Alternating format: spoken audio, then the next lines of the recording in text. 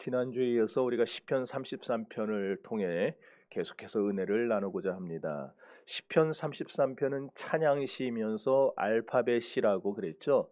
시편 33편에서 다윗이 강조하고자 했던 바가 뭐였습니까?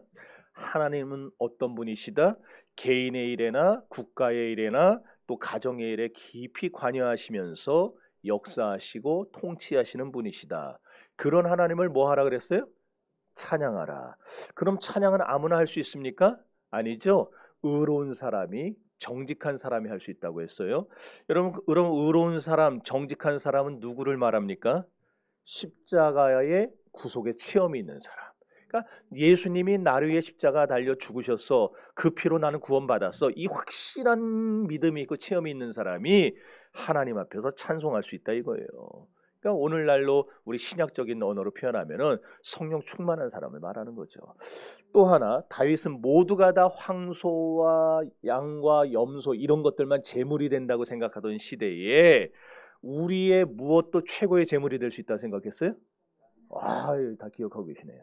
찬양도 우리의 최고의 제물이 될 수 있다 그랬어요. 그러니까 여러분, 우리 눈앞에 지금 찬양받기를 기뻐하시는 하나님이 딱 계시고 우리가 지금 최고의 제물이 되는 찬양을 올려드릴 기회를 만났어요. 그러면 어떻게 해야 될까요? 그렇죠. 찬양을 하는데 그냥 하는 게 아니고 온 마음을 다해서 하나님만 바라보면서 찬양을 해야 되지 않겠습니까? 그러면 그렇게 찬양할 때 어떤 일이 벌어진다 그랬어요? 우리가 지난주 그거 얘기하려다 딱 끝났죠. 예, 무슨 일이 벌어져요? 기적이 일어난다. 기적이 일어난다. 예를 하나 이제 들 건데 저희 어머니 친구분 중에 이진귀 권사님이라고 계세요. 이진귀 살아계십니다. 이분이 올해 84인데 이분은 50여 년 전에 벌써 돌아가셨어야 될 분이에요. 남편이 해군 군종으로 해군 그 뭐예요? 중장으로 예편을 했어요. 그러니까 굉장히 높죠. 근데 이제 소령이 됐을 때에 저 진해로 발령을 받아갔어요. 60년대 후반이니까 뭐 있겠어요. 그래. 근데 이제 군인들 아파트는 연탄 보일러를 해서 잘 해놨어요. 근데 이제 마침 겨울방학이라 애들은 시댁에 보내놓고 놀러 간 거고 남편은 해상 훈련을 나갔어요. 이제 이 젊은 뭐 새댁이라면 새댁일 수도 있고 그 젊은 사람이 혼자 이제 집을 지키고 있는데 연탄 가스가 샌 거예요. 다음 날 만나기로 했는데 안 나오니까 집에 찾아온 사람들에서 이제 발견이 됐습니다. 그래서 병원으로 옮겼어요, 급하게. 근데 뭐 이미 뭐 인사불성이고 의식은 없고 병원에서 의사들이 힘들다고 그러는 거예요. 그럼 이제 연락을 해야 되는데 남편은 바다에 나가 있으니까 연락이 안 돼요. 막 산지사방 다 연락을 해보려고 하는데 다 안 돼요. 그러다가 뭐 아무튼 중간은 다 생략하고 마침 이 권사님의 그 수첩 속에 그 전화번호가 하나 있었어요. 무슨 번호였을까요? 그렇게 다 알아버리면 어떡해요? 그 교회 전화번호가 있어요. 자기가 서울에서 다니던 교회 전화번호. 지금 진해인데 진해 교회 전화번호나 서울에 있던 교회 전화. 그래가지고 그 병원에서 목사님께 전화를 한 거예요. 누구를 아십니까? 그때 안다. 이 사람이 지금 연탄가스를 마시고 인사불성인데 연락이 안 됩니다. 아무하고도. 그러니까 이 목사님이 교인들을 몇 명 데리고서는 이제 진해까지 내려간 거예요. 운전을 해서. 병원에 도착을 했는데 이건 뭐 그냥 숨만 쉬고 있는 거지 참 깝깝한 거예요. 목사님이. 야, 이 젊은 세대기 지금 의사들은 안 된다 그러는 것 같고 딱 들어보니까 벌써 눈치 보면 알잖아요. 목사들이 눈치가 엄청 빠릅니다. 여러분 딱 보면은요 뭐 하고 있는지 다 보여요. 근데 이 권사님은 산소 마스크 쓰고 누워 계시지 이 분위기는 안 되지. 이제 통금이 있던 때라 저녁이 돼서 돌아올 수도 없고 그래가지고 어쩔 수 없이 그 교인들하고 새벽까지 뭐 예배가 안 되니까 새벽까지 찬송만 불렀대요. 찬송만 드립다 부르고 새벽녘에 기도를 해주는데 마음속에 뭔가 어렴풋하게 하나님이 살리실 것 같다. 그런 생각이 들더라는 거예요. 그래서 기도하고 그러고서 아침에 이제 올라올 때 뒤늦게 도착한 이제 그 부모한테 걱정하지 마시라고 하나님이 들으신 것 같다. 그래서 위로를 하고 살리신다는 말은 못하고 혹시나 살리신다고 말했다가 안 살아나면 어떻게 해요? 그러니까 하나님이 들으신 것 같다. 그러고 이제 올라왔어요. 그러고 나서 이제 교인들하고 매 그 세댁을 놓고 그냥 기도를 하고 있었는데 사실 이제 교회를 멀리 가서 옮겼잖아요. 그런데도 그 교인을 위해서 기도를 하는 거예요. 근데 며칠 뒤에 이제 일주일쯤 지나서 훈련에서 이제 남편이 돌아와 가지고 그 상황 보고 근데 지나서 남편이 전화가 왔어요. 목사님한테. 무슨 일입니까? 그랬더니 이제 마음은 덜컹한 거예요. 혹시나 죽었다 그러면 어떡할까? 근데 남편이 딱 그래요. 목사님 살았습니다. 의식이 돌아왔습니다. 그 연탄 가서 그렇게 마시고 인사불성됐던 사람이요 말짱했어요. 말짱한 거예요. 기억력 감퇴도 없고 어디에 이렇게 좀 뭐 돌지도 않고 말짱. 그래서 그걸 보고 남편이 완전히 그 소령 때 확 뒤집어져서 예수를 믿었어요. 이야, 내 와이프가 교회 다닐 때에 저 속으로 저 정신 나간 여자, 왜 졌다 가서 돈 처발르고서는 저 보이지도 않는 이상한 서양의 신한테 저렇게 돈 갖다 주고 미친 짓을 하냐 그랬는데, 근데 이제 결혼할 때 그 부모가 당신 내 딸 시집 그 뭐야 신앙생활하는 거 반대하면은 결혼 허락 안 한다 이러니까 어쩔 수 없이 그냥 결혼은 했는데 자기는 그랬대요. 근데 자기 아내가 완전히 연탄가스 마셔서 병원에서는 손 놓고 이제 끝났다 그러는 때에 그냥 목사가 와가지고 찬송 불러주고 기도하고 갔는데 살아났다는 거예요. 그러니까 남편이 뒤집어져서 예수를 믿었어요. 그러고 나서 탁 그냥 여기저기 이제 해구니까 돌아다닐 거 아니에요. 그냥 가는 데마다 남편이 그 얘기를 하는 거예요. 우리 집 사람이 연탄가스 마시고 그냥 식물인간 됐는데 하나님이 살려주셨다고. 그러고서 자기가 돌아다니면서 다 간증하고 자 부하들 나중에 이제 별다니까 얼마나 많아요. 부하들 오면은 강제로 교회 끌고 나가고 니들도 교회 나가야 된다고 이러면서. 여러분 믿음의 찬송은 기적을 일으킨다는 사실을 믿으시기를 바랍니다. 그러니까 가정에서 여러분이 가정 예배를 드리든지 아니면은 교회에 와서 예배를 드리든지 또는 이제 목장에서 예배를 드리든지 뭐가 됐든지 간에 아니면 정적이 하면 회사에서 신우의 예배를 드리든지 간에 그 시간에 여러분이 드리는 찬송 시간에는 하나님의 성령이 역사하시고 하나님의 능력이 역사한다는 사실을 믿으시기를 바라요. 이사야 6장 4절에서 6절 말씀은 이렇게 말합니다. 읽어봅시다. 시작.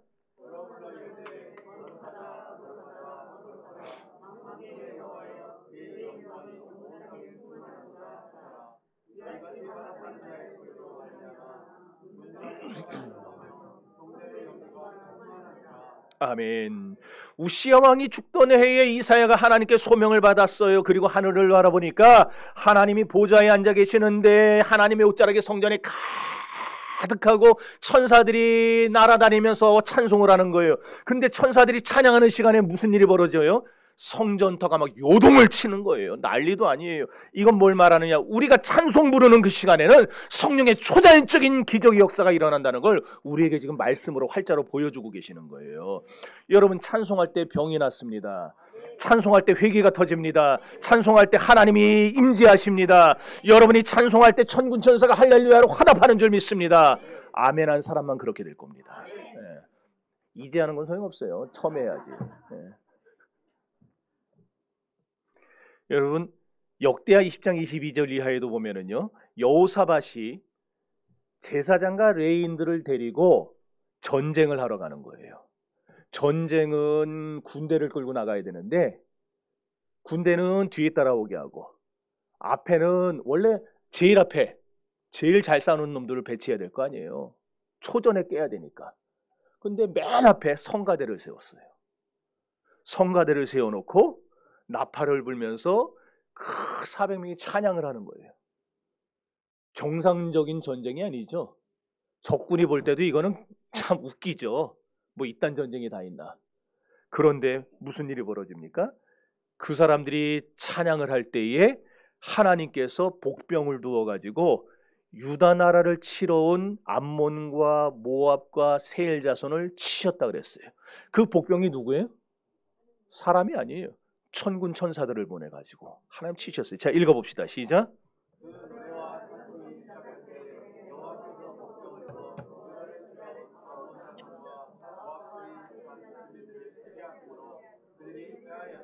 할렐루야. 그러니까 이스라엘 사람들 보세요. 화살 한 번 안 썼어요. 화살 한 번 안 썼어요. 칼 한 번 안 휘둘렀어요. 그냥 전쟁터에 나가서 찬양만 불렀는데 모압 사람도 암몬 사람과 세일 사람들, 당시에 그 강력한 나라 사람들이 연합군을 만들어서 쳐들어왔는데 이 사람들이 지들끼리 싸워요. 여호와의 복병이 치니까 누가 쳤는데 안 보여요. 아무도 없어요. 그러니까 지들끼리 어쭈 이게 배신을 해? 지들끼리 싸웠어요. 그러고 나중에 18만 5천 명이 싹 다 죽어버린 거예요.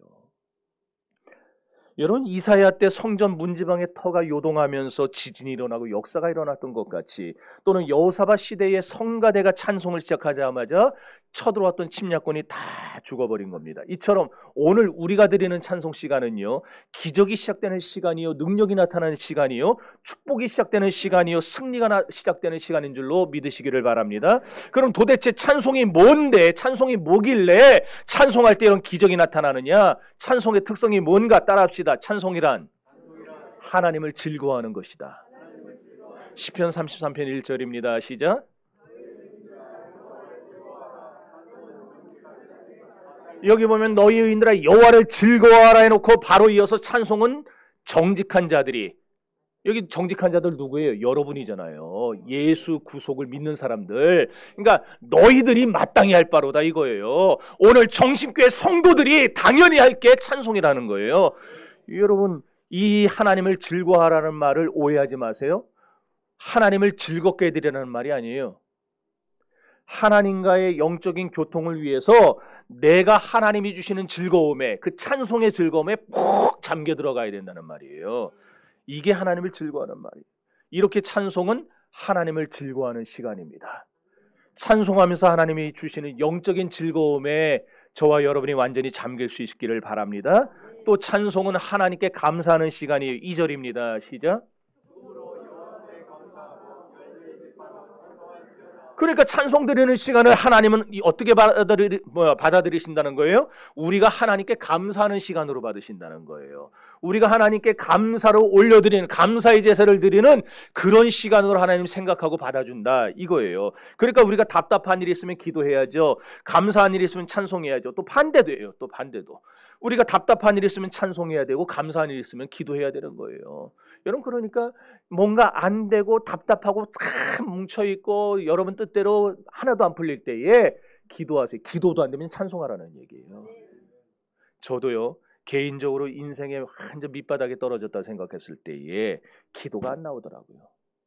그렇게 어려서부터 기도 훈련을 받고 그냥 그 꼬맹이 때서부터 그냥 고등학생 때, 대학생 때까지 저는 수요 예배, 중고등부, 청년부 시절에 제 의지로 다닌 건 아니었고 수요 예배, 금요 예배, 새벽 예배 빠져본 적이 없어요. 엄마 때문에. 빠지면 밥을 안 주니까. 근데 그 엄마 때문에 제가 이 자리에 있는 거예요. 그랬는데도 생각해 보세요. 그렇게 어려서부터 신앙생활하고 기도 훈련 받고 막 어렴풋이 다 알잖아요, 하나님을. 그렇게 기도하는데 억울한 일이 거듭거듭 생겨요. 안 풀려요. 집은 더 어려워지고. 언젠가 얘기했죠? 저희 집 집달리 2번 당한 거. 어느 목사가 이런 거 얘기하거든요. 길거리에서도 자보고 노숙생활도 해보고 억울한 거예요. 도대체 내가 뭘 그렇게 잘못했다고 이 지경까지 됐는지 아무리 생각해도 생각은 안 나고, 그게 완전히 극심했을 때는 이런 인생 살아서 뭐하나 그런 생각도 들었어요. 제가 그래서 참 한강 가는 사람들 마음을 알아요. 오죽하면 갈까. 그래서 기도도 못하는 거예요. 기도가 안 나오니까. 기도하려고 그래도 여기가 꽉 막혀가지고 소리가 아무것도 안 나와요. 그래서 그냥 울고만 있었어요. 꽉 그냥 억울해가지고 울고만 있었어요. 그런데 그 한참 울고 있는데 제 속에서 찬양이 나와요. 근데 그 찬양은 제가 제 의지로 부르는 찬양이 아니에요. 왜? 난 지금 억울해가지고 찬양 부르고 싶은 생각도 없고, 찬양이 뭐야? 하나님께 영광을 돌리는 거잖아요. 하나님께 영광 돌리고 싶은 생각도 없고, 그런 상황인데 내 속에서 찬양이 나와요. 그러니까 내가 부르는 찬양이 아니에요. 그런데 아랑곳하지 않고 계속 찬양이 솟아나오는 거예요. 나중에 제가 신앙이 한 단계 더 성숙한 다음에야 깨달았어요. 아, 그게 내 안에 계신 성령이 날 대신해서 하나님께 간구한 거구나. 그 하나님께 찬송한 거구나. 그걸 알았어요. 여러분, 설교는 성도들과의 교통이라고 하면서 강대상에서 유행가 부르는 목사들이 있어요. 여러분도 그런 거 좋아 보이십니까? 제가 얼마 전에 우리 장로님 권사님하고 전도 집회를 갔다 왔는데, 전사님하고 저는 그거 가스펠인 줄, 새로 나온 가스펠인 줄 알았어요. 앞에서 사람들이 쫙 써가지고 뭐 하냐면은 전도해 갈 때까지 가보자 전도. 그래서 나는 그게 새로 나온 가스펠인 줄 알고 옆에 있는 목사님한테 저거 언제 나온 거예요? 내가 모르는 건데 저거 아세요? 그랬더니 날 한참 이렇게 쳐다보니 저거 진짜 몰라요? 저거 노래예요, 가요예요, 그러는 거예요. 근데 딱 보니까 한 3분의 1은 저 지금 뭐 하는 짓인가 쳐다보고 있고, 목사님들이 한 3분의 1은 신나가지고 이러면서 그걸 하고 있는 거예요. 그걸 보고 우리 총신도 참 갈 때까지 갔다. 여러분, 그런 거 좋아 보입니까? 우리 목사님 설교는 그런 거 하면, 우리 목사님 설교는 막 은혜 받았다고 막 신선해져 좋다고 하는 그런 성도들도 있어요. 누가 저한테 그러더라고요. 우리 목사님도 강대상에서 그런 거 한 번씩 해보시라고. 제가 여기서 막 그런 거 해야 되겠어요? 여러분, 하나님이 왜 우리에게 눈을 주셨습니까? 하나님이 우리에게 왜 입을 주셨고, 왜 우리에게 코를 주시고, 우리에게 손 주시고, 발을 주셨습니까? 이거는요, 주일학교 애들도 다 알아요. 이거는요, 왜 주셨는지 한번 불러봅시다. 눈 성경 보고요, 코 숨을 쉬고요, 입 찬송 부르고, 귀 말씀 들어요, 머리 예수님 생각, 가슴 예수님 살아, 손 봉사하고요, 발 예배당 가요. 하나님이 왜 우리에게 손 주시고 발 주시고 눈 주시고 머리 주셨는지가 다 나와 있어요. 이 입으로 찬양을 해야지 이 입으로 가요나 부르고 다니면 되겠어요, 목사가. 또 우리 목사 흥분했다 그러실 텐데. 보세요.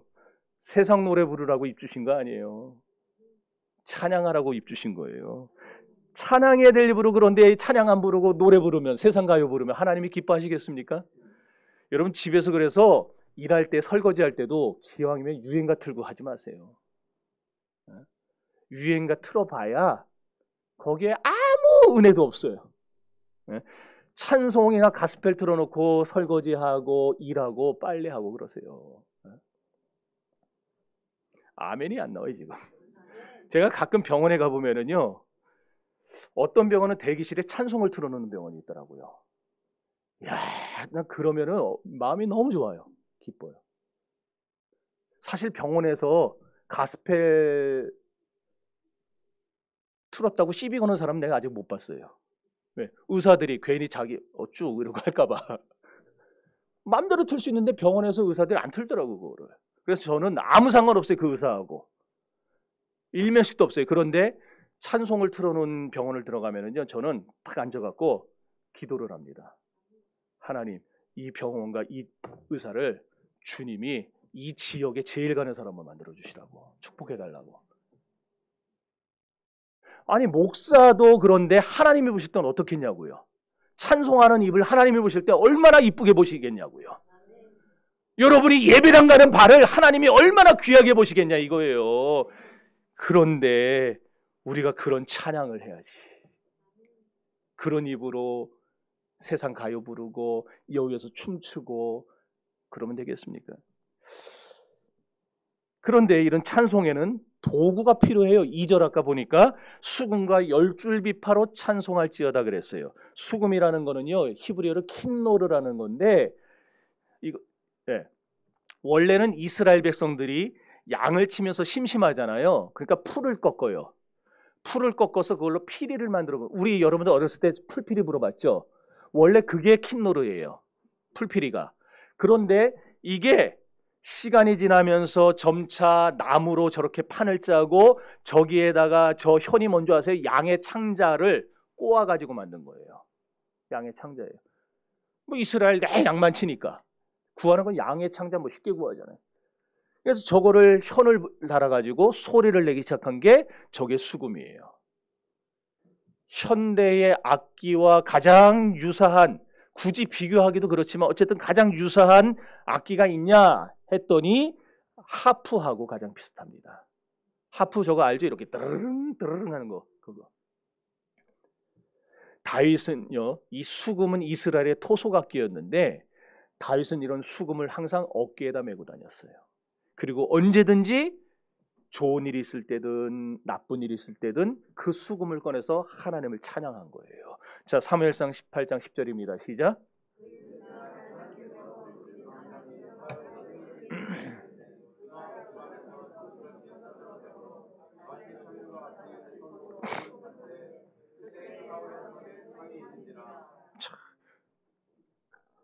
사울이 귀신 들려가지고 정신없이 떠들어댈 때에 다윗이 손으로 수금 타니까, 찬양하니까 악기가 조용해지는 거예요.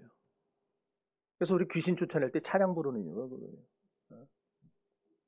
10줄비파는 3000년 전에 애굽에서 처음으로 만든 악기인데 네벨이라 불러요. 저게 제가 찾다 못 찾아가지고 저걸 갖고 온 거예요. 파나를 갖고 나온 거예요.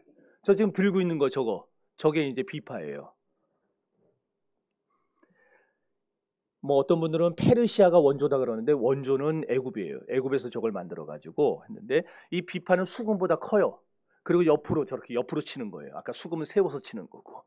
시편에 보면 다윗은요, 수금만 갖고 다니는 게 아니고 언제나 수금과 비파를 항상 가지고 다녔어요. 그래서 늘 그의 시를 보면 수금과 비파로 여호와를 찬양할지어다, 그런 찬송이 나와요. 어쨌든 2절 말씀은 뭐냐? 우리가 찬송 부를 때에 악기도 총동원해서 하면 좋다는 거예요. 악기도 총동원해라. 여러분, 그래서 피아노나 드럼 뭐 이거 못 치게 하는 교회들도 있어요, 아직까지. 그런데 어쨌든 이런 거를 저는 그렇게 생각해요. 피아노와 드럼을 술집에서 치면은 타락한 도구가 되고 저속한 음악이 돼요. 그러나 이 피아노와 드럼을 교회에서 하나님을 찬양한 데 쓰면은 그것이 거룩한 찬송이 되고 거룩한 악기가 되는 거예요. 하나님을 찬양하라고 만든 악기 가지고 그 목적대로 하나님 찬양하면 얼마나 멋지겠어요. 이렇게 이스라엘 백성들은 하나님 찬양할 때에 악기를 총동원했다는 거예요. 그리고 그런 찬양 시간에 무슨 일이 벌어져요? 하늘에서 하늘문이 열리고 하나님의 축복과 영광이 쏟아졌다는 거예요. 또 3절에 보면 새 노래로 여호와를 찬양하라 그랬어요. 새 노래로. 새 노래란 뭐냐? 감격과 희열에 겨워가지고 너무너무 기뻐서 부르는 찬양, 그게 새 노래예요. 새로 만든 노래가 아니고. 그러니까 여러분도 얼마든지 날마다 새 노래 부를 수 있는 거예요. 날마다 여러분이 감격하면서 기뻐하면서 하나님 앞에 찬양하면 그게 하나님께 드리는 새 노래예요. 여러분, 그런데 중요한 거는요, 이렇게 새 노래를 부르는 것이 신자의 특별한 의무고 보다 큰 책임이라는 거예요. 보다 큰 책임. 신자는요, 진실하고 그렇고 자비로우신 창조주 하나님께 새 노래를 불러드려야 될 책임을 갖고 있는 사람들이에요.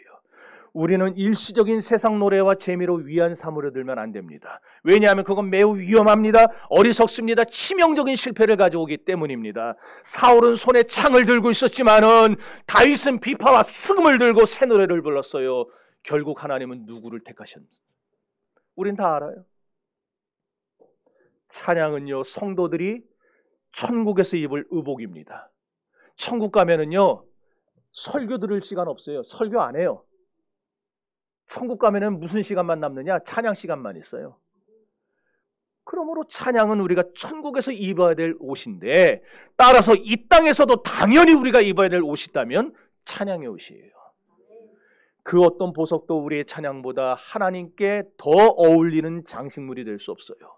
여러분이 50캐럿짜리 다이아몬드를 사가지고 여러분이 있는 재산 다 팔아서 그거 사서 하나님께 드려보세요. 하나님께 영광이 되겠는가? 하나님이 받으실 최고의 영광은 지금 이 시간 여러분이 온 마음을 다해서 드리는 하나님께 드리는 찬양이에요. 그러니 사랑하는 성도 여러분, 하나님께 오래되고 낡은 찬양 드리지 마세요. 모든 찬양에 생명을 불어넣으시고 영혼을 불어넣으시고 여러분의 심령을 불어넣으세요. 그래서 찬양을 하세요. 왜 그래야 되는가? 하나님도 우리에게 날마다 헌 은총을 주지 않으세요. 하나님도 우리에게 날마다 시간마다 새로운 은총을 주세요. 여호와여, 주의 말씀이 어찌 이리 아름다운지요.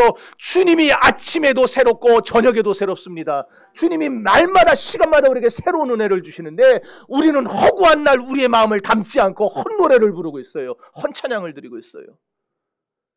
여러분, 하나님께 새 노래를 드리시기를 바랍니다. 이게 4절부터 7절까지의 내용이에요. 그럼 어떤 성도가 하나님을 찬양하는가? 첫째로 하나님을 바로 아는 성도가 하나님을 찬양합니다. 5절 말씀 읽어봅니다. 시작.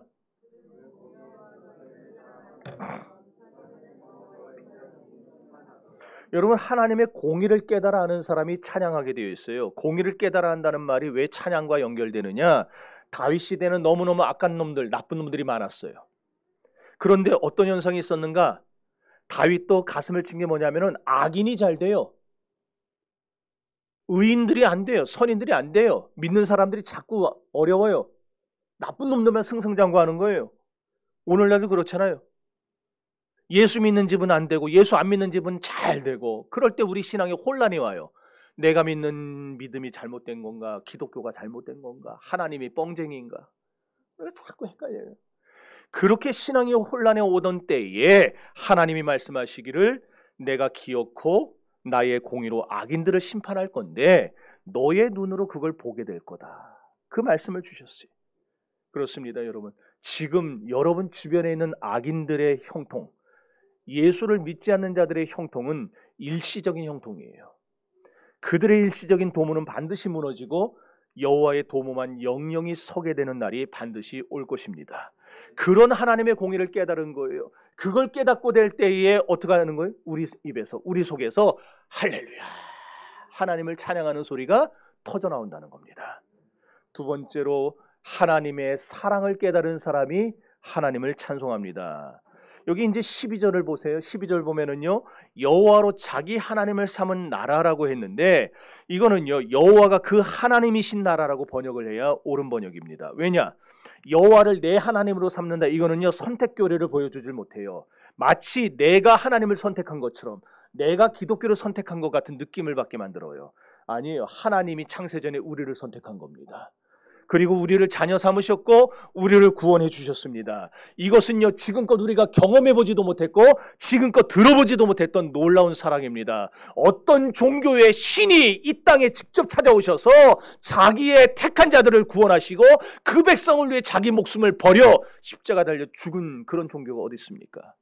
우리가 전혀 경험하지 못하고 듣지도 못하고 보지도 못한 그런 놀라운 은혜예요. 사랑이에요. 우리가 이 엄청난 사랑을 그래서 깨달으면 어떻게 되는 거예요? 나는 지옥 갈 죄인인데 하나님이 이렇게 내 죄를 다 덮어주셨구나 깨닫고 나면 어떻게 되는가? 누가 말하지 않아도, 누가 옆에서 찌르지 않아도 자연히 우리가 이렇게 돼요. 하나님 크신 사랑은 측량 다 못하며 영원히 변치 않는 사랑 성도여 찬양하세. 누가 얘기하지 않아도 또 하나님의 사랑을 사모하는 자, 하나님의 평안을 바라보는 자, 너의 모든 것 창조하신 너의 전하, 너를 얼마나 사랑하시는지, 그러면서 찬양을 하게 돼 있는 거예요. 하나님의 구속의 사랑을 깨달은 사람은요, 절대로 가만히 있지 못해요. 찬양이 늘 흘러나와요. 불러봅시다.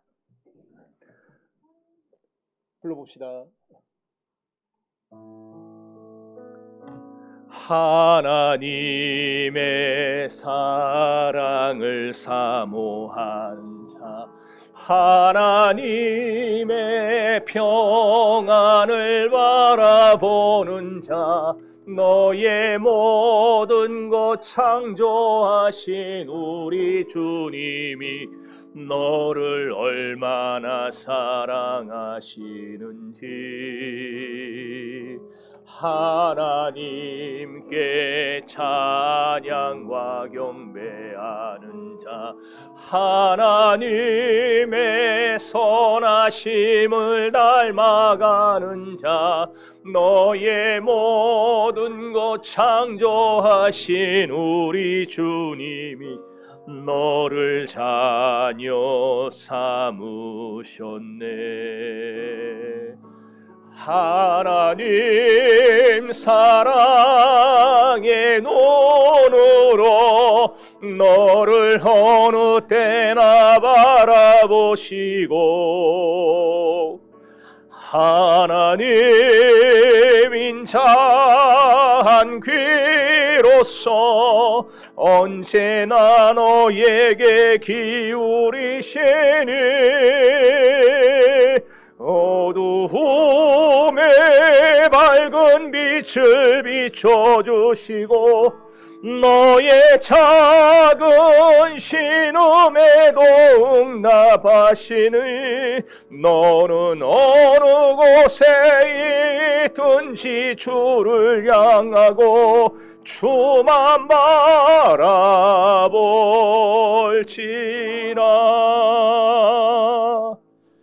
셋째로 하나님이 창조주이심을 깨달은 사람이 하나님을 찬양합니다. 6절에서 9절 말씀입니다. 시작.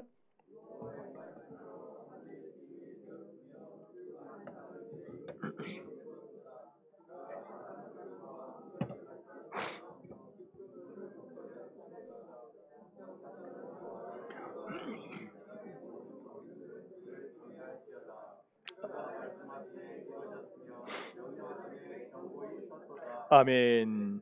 다윗은요 지금 말씀으로 천지를 창조하신 하나님의 창조 섭리를 보면서 그리고 또 광대한 하나님의 창조 사역을 바라보면서 하나님을 찬양하고 있어요. 우리 하나님은 여기 보니까 바닷물을 모아 무더기 같이 쌓으시는 분이라고 소개합니다. 여러분 우리 주변에서 매일매일 홍해 기적이 일어나고 있다면 여러분 어떤 느낌일까요? 매일매일 여러분 홍해 기적이 우리 주변에서 일어나고 있다는 거예요. 그러면 어떻겠어요 여러분들? 엄청나죠? 근데 실제로 일어나고 있어요.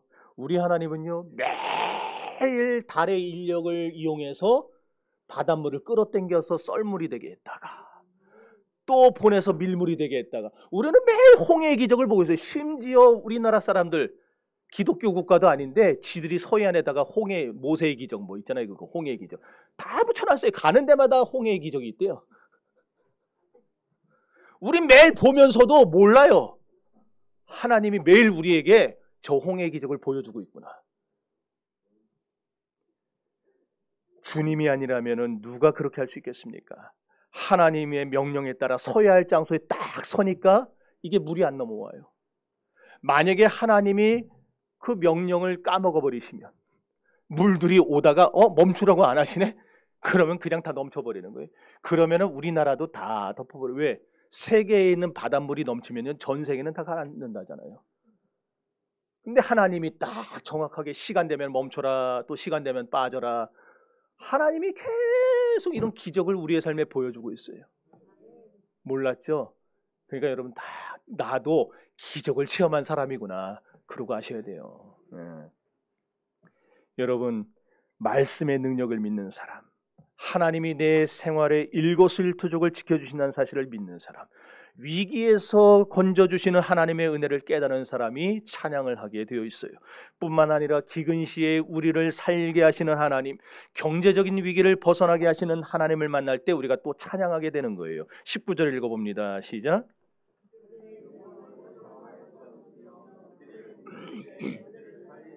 아멘.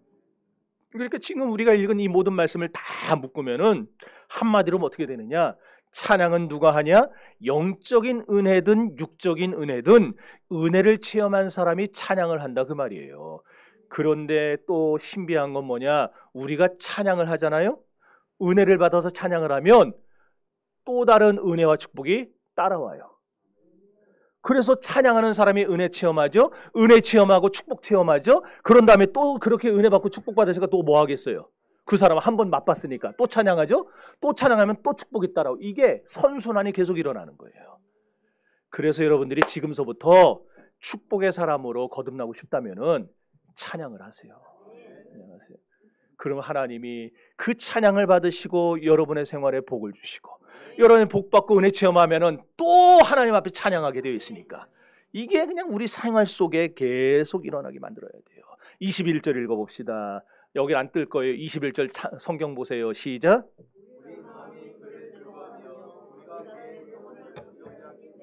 자, 보세요. 우리가 주의 성호를 의지하면, 다시 말해서 찬양하면 그 말이에요.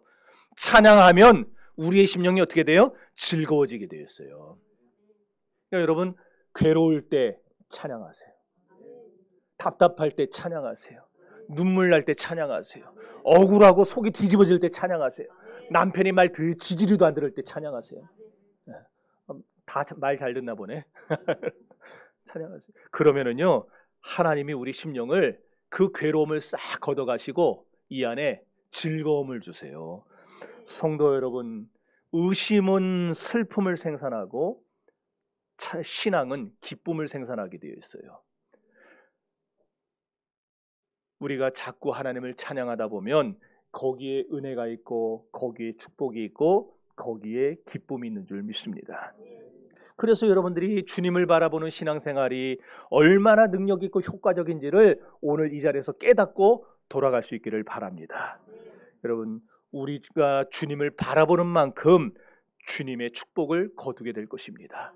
2023년 여러분들이 하나님을 믿은 만큼, 하나님을 바라본 만큼 여러분의 인생은 될 것입니다. 그래서 우리 주님은 마태복음 9장 29절에서 이렇게 말씀했습니다. 너희 믿음대로 될지어다.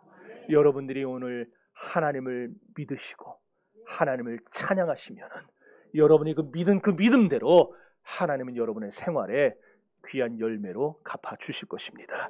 이제 13절에 보면은 여호와께서 하늘에서 굽어보사 모든 인생을 보신다고 했어요. 하나님은요, 얼어붙은 극지에서부터 타는 듯한 적도까지 못 보시는 곳이 없어요. 다 보세요. 하나님은 모든 사람을 보세요. 언덕 위에 사는 사람도 보시고 골짜기에 사는 사람도 보세요. 하나님은 독산동에 사는 사람도 보시고 저 평촌에 사는 사람도 보시고 다 보세요. 그리고 지금 이곳에 여기 앉아서 예배하고 찬양하는 우리도 보고 계세요. 그리고 14절 말씀처럼 당신이 보신 그 사람들, 당신이 주목해 보신 그 인생들, 다시 말해서 여기 정심교회에 앉아서 예배하며 찬양하는 여러분들을 하나님은 잊지 않으시고 하감하신다고 그랬어요. 하감이라는 게 뭐예요? 굽어 살핀다라는 말이에요. 그러니 여러분 이 시간에 할 수만 있다면 하나님을 찬양하시기를 바라요. 그러면 하나님이 여러분의 찬양을 받고 여러분을 주목해 보실 겁니다. 그리고 여러분을 하감해 보실 거예요. 굽어 살피실 거예요. 살피고 여러분을 도와주실 거예요. 믿습니까? 정리합시다. 오늘 시편 33편에는 찬송이 기적을 가져온다고 말씀했어요.